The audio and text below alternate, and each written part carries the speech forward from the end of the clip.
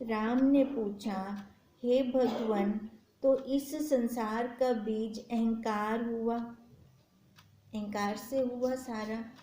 इसका पिता अहंकार है, तो मिथ्या संसार जो अविद्यमान ही विद्यमान लगता है सो भी भ्रम रूप हुआ। संसार का बीज क्या? अहंकार। ठीक है, अब वो अहंकार है, कहते ये सारा मिथ्या है। अब जितना ये संसार है तो नहीं, अविद्यमान है झूठ, है मिथ्या, अविद्यमान होते हुए भी विद्यमान लग रहा है। तो ये सारा कहाँ से हुआ? भ्रम से हुआ। हमारा भ्रम है ना, हमने कल्पना को सच मान लिया है।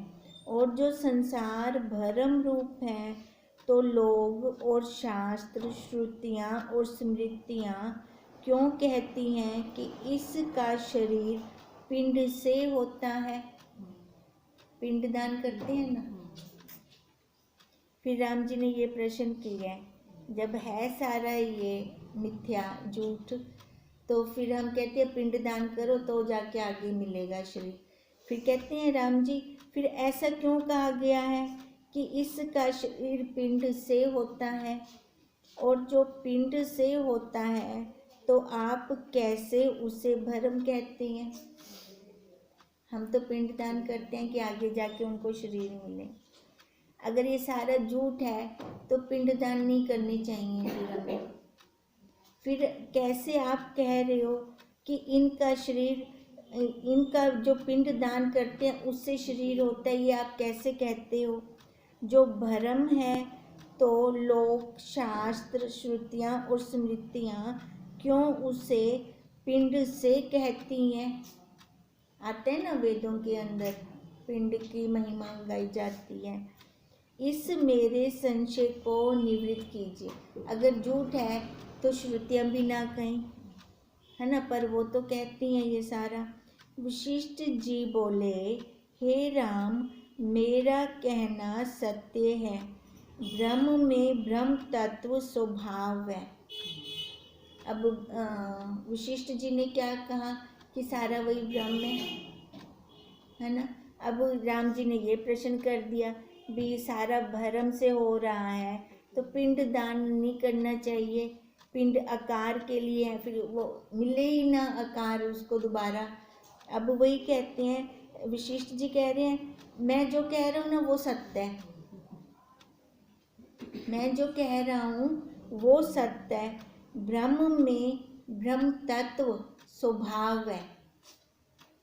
स्वभाव का मतलब हम उसको दिखा नहीं सकते, अनुभूति करते हैं। हर एक का देखो अपना अपना स्वभाव है।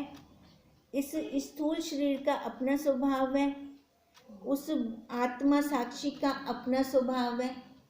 दोनों के स्वभाव आपस में कभी मिक्स ही नहीं होते, रहते इकट्ठे हैं, इकट्ठे रहते हुए भी दोनों मिलते नहीं आपस में। अब यही कह रहे हैं कि ब्रह्म में ब्रह्म तत्व स्वभाव है और जगत का स्वरूप भी वही है। अपना स्वभाव है, अपना स्वभाव मतलब उस ब्रह्म का अपना स्वभाव है, वो वैसे ही देखता रहता है, चाहे रहता इस आकार में है, मिलता नहीं आकार के साथ कभी भी। और कहते हैं जगत का स्वरूप भी वही है, मतलब वो है तो ये जगत है।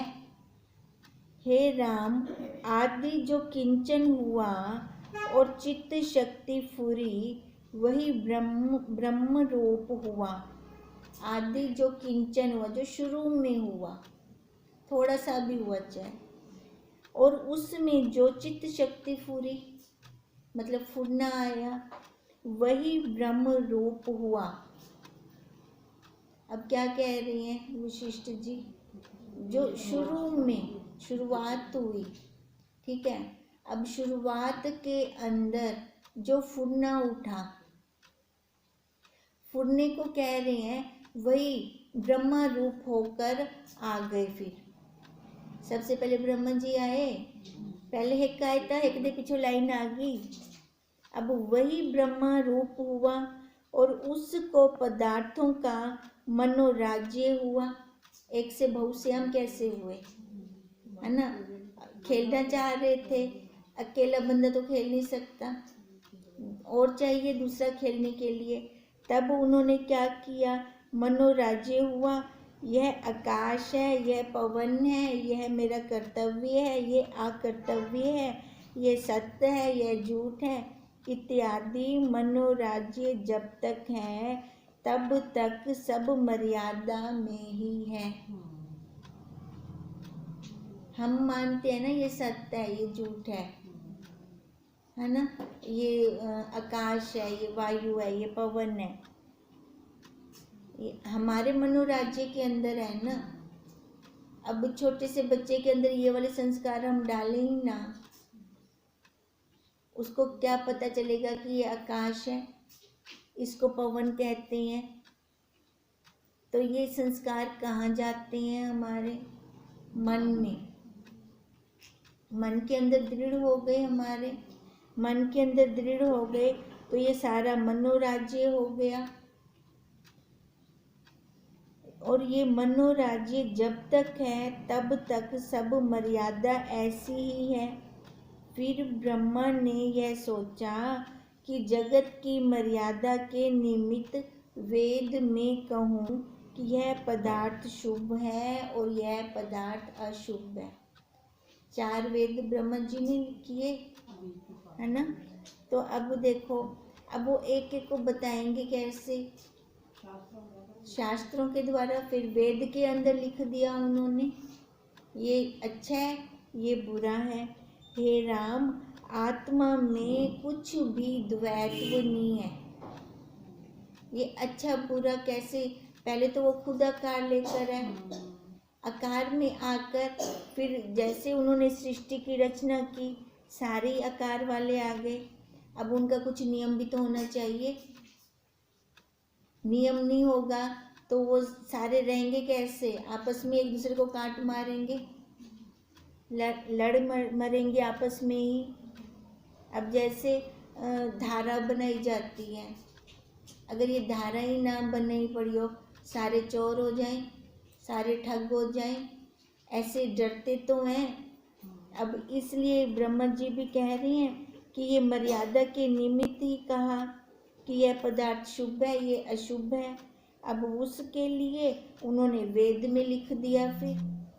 और वैसे कह रही हैं राम जी को कि आत्मा में द्वैत है ही नहीं, माया रूप जगत में मर्यादा है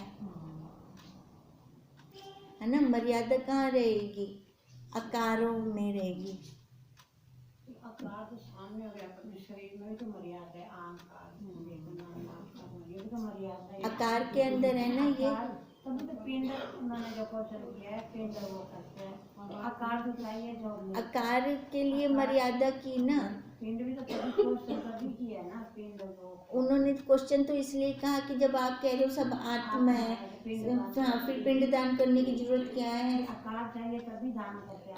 आकार भी देखो, अभी आगे चलेगा, अभी आकार भी क्यों चाहिए, किस किस के लिए चाहिए आकार, प्राप्ति के लिए चाहिए, परमात्मा की प्राप्ति के लिए। और दूसरा, जैसे उन्होंने बोला कि ये शुभ है, ये अशुभ है, ठीक है। जो शुभ करता है तो उसको स्वर्ग वाला हो गया, तो भी आकार। जो अशुभ करता है तो भी आकार, कर्मों का लेन देन का भुगतान आकार में, है ना। आकार से छुटकारा चाहिए तो दोनों से ऊपर उठना पड़ेगा, है ना। तो दोनों से ऊपर उठने के लिए फिर कोई पिंड विंड की जरूरत नहीं है। अब क्यों कहते हैं मैं अपना श्राद्ध कितनी बंदियां पिछो ना करना, बहुत सारे कहते हैं ऐसे, है ना। तो वो अपने मन के भाव है, शुरू से ही वो कह रही हैं, ये हमारे मन के भाव है, मनोराज्य है हमारा। अगर मन के अंदर आ जाता है कि बच्चे मेरा कहना नहीं मानते, मेरा कहा नहीं करते, कल कोई मेरा पिंड दान भी कहना कर से, मेरे को भी आकार कहना मिल से, मैं तेरे में भटक दी वधी रहे, वैसा ये मनोराज्य आ गया उसका। जैसा मन के अंदर होता है वैसा हो जाता है। फिर वही बात है ना, यही इसलिए कह रहे हैं कि अपने मन को स्थिर करें हम। मन को स्थिर करते हैं तो ये कोई भटकन नहीं है, चाहे पीछे वाला पिंडदान करे चाहे ना करे। पहले ही हम बच्चों को देखकर अपने मन के अंदर वो इमेज बना लेते हैं। जब ये वाली इमेज बन जाती है तो खतरा है, फिर वैसे जैसे हम सोचते हैं वैसा हो जाना है हमारे साथ। अब ये किसने सोचा? हमने खुद सोचा ना। अब क्यों सोचा है ऐसे? हम खुद क्यों आगे के लिए हम सोच रहे हैं? अब इसीलिए वशिष्ठ जी राम जी को धीरे धीरे उठा रहे हैं। अब इसलिए कहा कि उस आत्मा के अंदर तो द्वैत है ही नहीं, ये जितना भी है माया रूप जगत की मर्यादा है, क्योंकि आकार के अंदर लिमिट होती है, निराकार के अंदर कोई लिमिट नहीं है। तो अध उधर्व नीच ऊंच कौन कहे, जब उसके अंदर कुछ द्वैत है ही नहीं आत्मा के अंदर। यह मर्यादा भी वेद में नीति निश्चय हुई। अब वेदों ने बता दिया ना, ऐसे करोगे तो पाप होगा, ऐसे करोगे तो स्वर्ग होगा, पुण्य होगा। अब वेदों के द्वारा ये मर्यादा की नीति निश्चय की कि ये शुभ कर्म है, इनके करने से स्वर्ग सुख ही भोगते हैं, और ये अशुभ कर्म है, इनके करने से नरक दुख भोगते हैं। अब बच्चों के मन में हम कैसे बोलते हैं? भगवान जी देख रहे हैं, ये ऐसे मत करना, पाप लग जाएगा नहीं तो। अब देखो ये वाले संस्कार हम डाल रहे हैं बच्चों के अंदर, है ना। तो उनको अभी, क्योंकि हमें होता है कि ये ना रुचि भाषा समझ गए ना सग से कि तू ब्रह्म है, इनको ऐसे ले चलते हैं तो समझ जाएंगे वो। अब वो पाप और पुण्य को समझने लग गए। हे राम, जैसे वेद में निश्चय किया है वैसे ही जीव अपनी वासना के अनुसार भोगता है। अब जैसे हम कह रहे हैं कि हमें बच्चों के रंग ढंग पहले से ही दिखने लग जाते हैं कि इन्होंने आगे भी क्या करना है, अगर ये देह नहीं रहेगी तो ये कुछ मेरा करेंगे भी कि नहीं करेंगे। कहते हैं ये हमारे मन की कल्पना है सारी। अगर हम ऐसे सोचते हैं ये नहीं करेंगे तो वैसा ही हो जाएगा। अगर हम पहले से ये पक्की दृढ़ता कर लेते हैं कि मैं आकार ही नहीं हूँ, जब मैं आकार नहीं हूँ तो पिंड की क्या जरूरत है, और आकार लेने के लिए पिंड चाहिए, नहीं तो उसकी क्या जरूरत है। तभी कहा कि जैसे हमारी वासना होती है उसके अनुसार ये जीव भोगता है। हे राम, यह रचित शक्ति नीति होकर ब्रह्म आदिक में फूरी। अब ब्रह्मा जी के अंदर क्यों फूरी है? सृष्टि चलानी थी ना, किसी न किसी के अंदर तो आनी थी ये भावना, ये भाव फूरना था। परंतु उन देवों को सदा स्वरूप में निश्चय रहा। ब्रह्मा विष्णु महेश, है ना। देखो कोई ऊंची पदवी भी ऊंचे व्यक्ति को दी जाती है, जो बेस्ट होगा उसको दी जाएगी ना। अब जो अपने स्वरूप को नहीं भूले उनको ये दी गई कि अगो सृष्टि दी तुसा पालना करो। जरा पहले ही अपने स्वरूप को भूली बैठा होवे, उनको यो जी दे दूँ है, बोला वो क्या करे है ब्याह जिवें आख दूँ ना, अंधे को दे दो, हाँ मुड़ मुड़ अपने को ही देंदा वो जड़ा भी वंडे, वो हाल थी वेंदा, सबके लिए इक्वल ना रहता। फिर अब उन्होंने जितना बनाया सबके लिए इक्वल बनाया, किसी के लिए भेदभाव तो नहीं रखा। इससे वे संसार में फिर नहीं बंधते। ऐसों महापुरुषों को ही दी गई। ब्रह्मा विष्णु रुद्र ने यह वेद रचा है कि जैसा कोई कर्म करे वैसा ही फल वे देते हैं। यह वेद सबकी नीति है, किसी के साथ भेदभाव नहीं है, किसी के साथ पक्षपात नहीं है। हे राम, जिन पुरुषों को संसार की सत्यता दृढ़ हुई है वे शुभ अथवा अशुभ जैसे कर्म करते हैं और वैसे ही शरीर को धारण करते हैं। अब जिनकी दृढ़ता संसार में है, संसार में रहकर कहते हैं हम किसी का दिल ना दुखाएं, ठीक है, चोरी पाप नहीं करना हमें, पर आकार से तो ना उठे ना, वो कर्तापन तो बना रहा ना। ये कर्तापन जब तक बना रहेगा वो आकार तो लेते रहेंगे। अब आकार से जब तक उठते नहीं तब तक उनका आना जाना चालू रहेगा। जब ये आना जाना चालू रहेगा तो कोई ना कोई शरीर तो धारण करेंगे, कोई ना कोई आकार तो लेंगे। कहते हैं इसमें फिर संशय नहीं है कि जो शास्त्र मर्यादा का अपनी इच्छा से उल्लंघन करते हैं वे शरीर त्याग कर कुछ काल तक मूर्छित रहते हैं।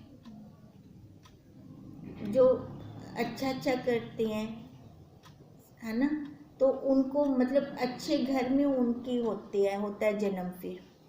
और जो अच्छा नहीं करते, शास्त्र की मर्यादा को त्याग देते हैं, उनको जल्दी जल्दी शरीर नहीं मिलता। वो कुछ काल तक मूर्छित अवस्था में रहते हैं और आत्मज्ञान बिना एक मुहूर्त में जागकर बड़े बड़े नरकों में चले जाते हैं। वो फिर पहले तो कुछ काल तक मूर्छित रहेंगे, फिर उसके बाद वो नरक, आत्मज्ञान नहीं है ना, तो वो नरकों वाली उसमें जाएंगे। देखो वो जो चित्रगुप्त बैठा है वो चित्त में बैठा है। कहते हैं मरने से पहले वो रील घूमती है सारी। अब उसको वो सारा कुछ याद आ रहा होता है। अगर उसने अच्छे कर्म ज़्यादा किए हैं तो वो वाले संस्कार हावी होंगे, अगर उसके बुरे कर्म ज़्यादा हैं तो वो वाले संस्कार हावी होंगे।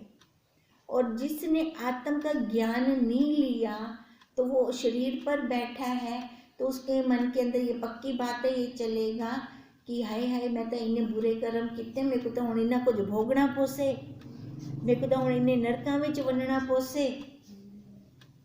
वो उसको लगेगा, क्योंकि आत्मज्ञान ना ये हमारे कर्मों को जला देता है, शरीर से उठा देता है हमें। वहाँ पर फिर ये सारे भाव नहीं आते। अब जो शरीर के ऊपर बैठा है उसके अंदर ये भाव आएंगे। फिर अब खुद ही उसने सोचा,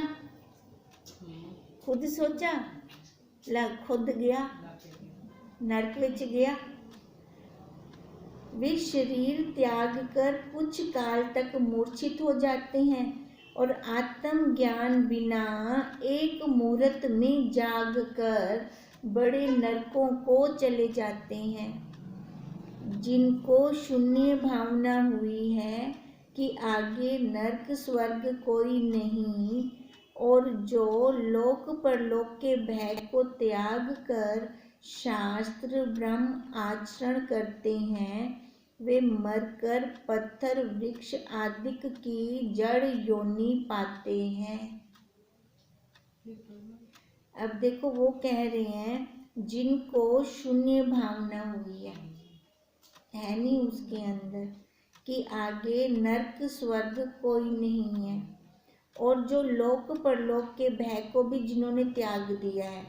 अब शून्य भावना का क्या मतलब है? अपने हाँ जी, देह में बैठा है, अपने स्वरूप का ज्ञान नहीं है। हाँ भी शून्य भावना मतलब अपने स्वरूप को नहीं जानते वो अच्छी तरह से, अपने आप को नहीं जानते जो। और वो कहते हैं अब ऐसे ना बहुत सारे लोग हैं जो साइंस को मानते हैं, नरक स्वर्ग को नहीं मानते, है ना। खाओ पियो ऐश करो, थई नरक थई स्वर्ग, है ना। बहुत सारे ऐसे भी हैं जो नहीं जानते, आत्मज्ञान को बिल्कुल भी नहीं जानते, और उनको कुछ ये नहीं होता कि आगे स्वर्ग है या आगे नरक है, और ये सारा इन्हें मिथ्या है, ये झूठ है, निरे पूरे शरीर के उत्ते बैठे। अब उनका क्या है कि नरक स्वर्ग वो कोई नहीं जानते, और जो लोक परलोक के भय को त्याग कर त्यागी बैठे हैं, वो कहते हैं सारा कुछ यहाँ पे है, आगे कुछ नहीं है। शास्त्र ब्राह्मण आचरण करते हैं, वे मरकर, कहते हैं शास्त्र ब्रह्म आचरण नहीं करते, वो मरकर पत्थर वृक्ष आदि की जड़ योनि पाते हैं। वो वाला आचरण तो है नहीं उनका, फिर वो उनको क्या मिलेगा? तमोगुण, घोर तमोगुण वृत्ति में रहे वो, क्योंकि उनको कोई भय ही नहीं था, मानते नहीं थे, कोई भय ही नहीं है कि मैं इतने गंदे कर्म कर रहा हूँ तो पाप योनियों में जाऊंगा, है ना। अब ये भय से होता है ना, भी ये कर्म ना करूँ नहीं तो आगे पाप मिलेगा। कुछ नहीं जानते, किसी को कुछ नहीं समझते, कहते यही है जो कुछ है।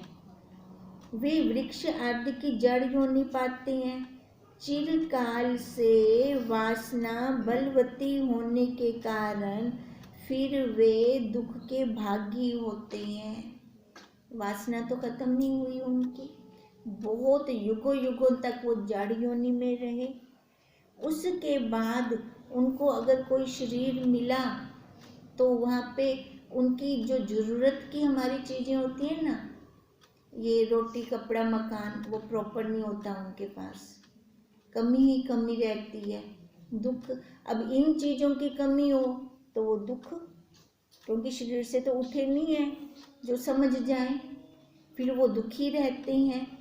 और जिनको आत्म भावना हुई है और संसार की भावना निवृत्त हुई है, वे शास्त्र विहित करें अथवा शास्त्र विरुद्ध करें, उनको कोई भी बंधन नहीं है। किनको? जो अपने स्वरूप में आ गए, ठीक है, सीधा जैसी मर्जी करें, शास्त्र के अनुसार करें चाहे शास्त्र के अनुसार ना करें, उनको कोई बंधन नहीं होता। क्यों नहीं होता? सब में ब्रह्म देख के कर रही हैं, और सबसे बड़ी बात कर्तापन से नहीं कर रहे। ये कर रहा है जड़ा कर से वो भोग से, मैं तो करता ही कहनी, ठीक है। तो उनको कोई बंधन नहीं होता। और जिनको आत्मा भावना हुई है और संसार की भावना निवृत्त हुई है, वे शास्त्र विहित करें अथवा शास्त्र विरुद्ध करें, उनको कोई बंधन नहीं होता। हे राम, मनुष्य चित्त रूपी भूमि में निश्चय रूपी जैसा बीज बोता है। अब ये बीज किसने बोया? हमने स्वयं बोया अपने चित्त के अंदर। अब जैसे अभी हम कह रहे थे कि वो रील घूमती है ना, जिसने पाप कर्म ज़्यादा किए हो तो उसको तो आएगा हाय हाय मैं तो इन्ने सारे पाप किते, मेरे को तो नरकां विच वनना पोसे होना, वो अपने आप ही पहुंच गया नरकां विच। और जैने अच्छे कर्म किते होवे वो तो खुश थी से मैं तो बहुत चंगे कर्म किते, मेरे को तो स्वर्ग वैसा, मेरे को तो देवता दे दूत गिनना हो से, मेरे को तो वो आप ही पहुंच गया स्वर्ग विच। अब जड़ा इन्ना दुआ कर्म को मन ही ना पाप ना पुण्य और कुछ ना हुए, अपने आप वो वैसे ही मुक्त हो गया। अब तभी हम ये पुरुषार्थ करते हैं, तभी हम ये पुरुषार्थ करते हैं कि वासना रहित वाली, और ये करता है मैं कुछ नहीं करता। फिर जब जो करता है वो भोगेगा ना, मैंने तो कुछ किया ही नहीं, फिर ना वहाँ नरक है ना स्वर्ग है, वो लय हो जाएगा फिर। हे राम, मनुष्य चित्त रूपी भूमि में निश्चय रूपी बीज, जैसा बीज बोता है वैसा ही काल पाकर उगता है। यह निसंशय है, कहते हैं इसमें कोई दो राय नहीं है। वो खुद ही अपने किते को तैयार करता है भूमि कि मेरे को कहाँ जाना है। इससे तुम आत्म भावना रूप बीज बोवो। अब हमें कह रहे हैं हम वही आत्मा, देखो अगर आप शरीर वाला बोसो पिंड विंड दा ता चक्कर पोसे, ठीक है। आप अगर शरीर वाला मंदी नहीं होने अभ्यास थी मने वही है ना, वो चाहे पिंड करें चाहे ना करें आपको तो कोई असर ही है ना इससे, है ना। जब देव मैं नहीं हूँ तो क्या असर होगा अपने को, होगा नहीं। तभी वो कह रही है जैसा हम बीज बो कर जाते हैं ना, काल पाकर फिर वहाँ उगते ही हैं। अगर शरीर वाले बनते शरीर छोड़ सूं ला जरूरत पोसे पिंड दी, अगर आप शरीर वाले बनते नहीं शरीर छोड़ दे ला पिंड पुंड की कोई जरूरत क्या नहीं। वही भावना रूप बीज बोते हैं, समझो कि सब आत्मा ही है।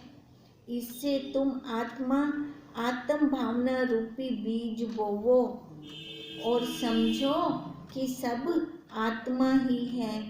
ऐसी भावना करो तब शुद्ध आत्मा ही भासित होगा। और जिनको संसार का निश्चय हुआ है कि उनको संसार है, जिनको संसार का निश्चय हुआ है उनके लिए संसार है, उनके लिए पिंडदान है। हे राम, जो पुरुष धर्मात्मा है उनको उसी भावना के अनुसार भासित होता है। धर्मात्मा भी दो प्रकार के हैं, एक सकाम और दूसरे निष्काम। ठीक है, मेन क्या निकल रहा है हमारा, मेन क्या निकल रहा है, मेन ये निकल रहा है कि जैसी हमारी भावना होगी वैसे ही आगे हमें मिलेगा। तो भावना मतलब जो मन के अंदर भाव है हमारे, वही आगे हमें वैसा मिलना है। तो मन को ही हमने सुधार कर ये दृढ़ता करनी है कि मैं ब्रह्म हूँ, मैं वही आत्मा हूँ।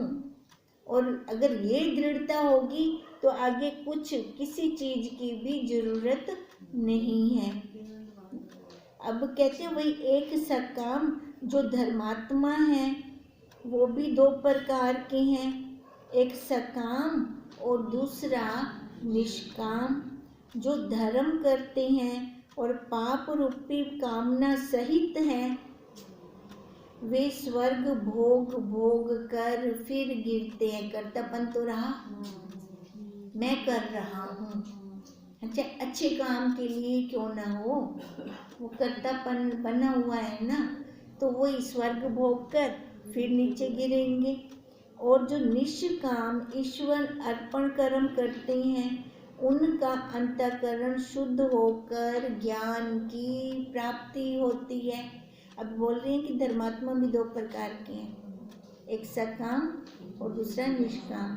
सकाम वाले के अंदर कर्तापन है तो वो भोग भोग कर फिर धरती पर गिरेगा, और निष्काम जो ईश्वर अर्पण करके कर्म कर रहा है उसके लिए दोबारा जन्म नहीं है।